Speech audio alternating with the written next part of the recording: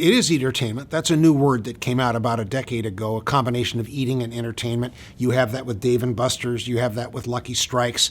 You have decades ago the founder of Atari, Nolan Bushnell, founded Chuck E. Cheese. So you've definitely had entertainment mixed with eating. And of course, these guys about 10, 12 years ago did this with Topgolf. And the unique part of this is that the athletic part is outside, and it melds very easily, very seamlessly to an inside sports bar lounge. It's very crowded, and Thursday nights, Friday nights, all weekend long, you can go to our facilities and have you know that you're going to have a multi-hour wait, but you kind of plan that.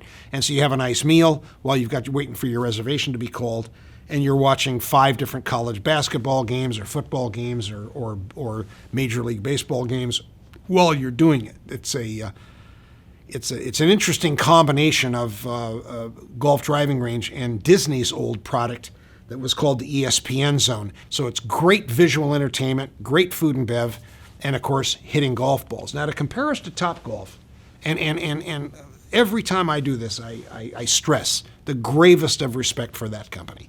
That is a wonderful product that they did, and of course we're glad they did because it prompted us to go into business. However, that said, they're using weighted down balls that have computer mechanisms in them to track. We're doing radar tracking. And so we're able to use true professional golf balls. We're not using range balls. We're using the same golf ball you buy at the clubhouse and go play golf with. That is a big difference. Secondly, the food and beverage people that we have working with us, our president is one of the world's premier food and beverage operating officers. A decade and a half with the Brinker chain internationally, ran all of Asia. That's full dining, full, food and beverage.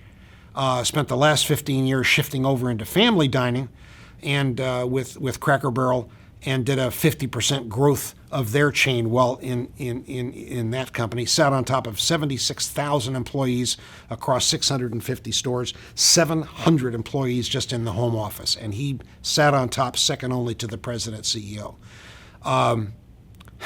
When you're in an organization like these, you learn your craft. You don't do that for 30 years and come out wondering what to do. These people have wait time down, how many minutes, how many seconds go between ordering a drink and getting the drink. It's a science. I don't even come close to understanding it.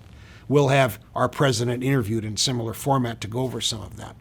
A lot of local purchase of food product, local purchase of what are called today proteins. We used to call those meats, but today they call it proteins, and they're dealing with local delivery. Our president comes to this company with a national relationship with one of the nation's largest food providers. They have offered us special discounts and advertising perks by virtue of their relationship with him. So there's been a lot to capitalize on there. Now, all that said, when you talk about the value proposition, you talk about competitive advantages. We think we compete in an advantageous way. But from a financial standpoint, I want investors to realize this is really a supply-demand thing. Go to Boise, Idaho, Spokane, Washington. Go to Cheyenne, Wyoming. There is just so many spots in America where this isn't even coming near. And we're going to concentrate on the Southeast first because of management concentration, because of affordability, because of population growth, because of university growth. And but as the years go by, we will fan out across America. I operated real estate in a maximum of 26 states. Our president, Nick Flanagan, operated restaurants in 46 or 47 states. So, we know America pretty well and how it's changing. The last thing I'll say is that by and large, comparatively speaking, this is reasonably affordable entertainment.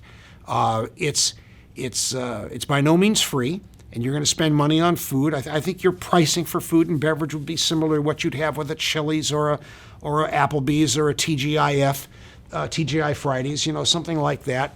It's not going to be the pricing of high-end Ruth's Chris Steakhouse or something. So it's affordable, it's fun, and then either while you're eating and drinking or before or after, you're out there hitting golf balls. It's a great combination.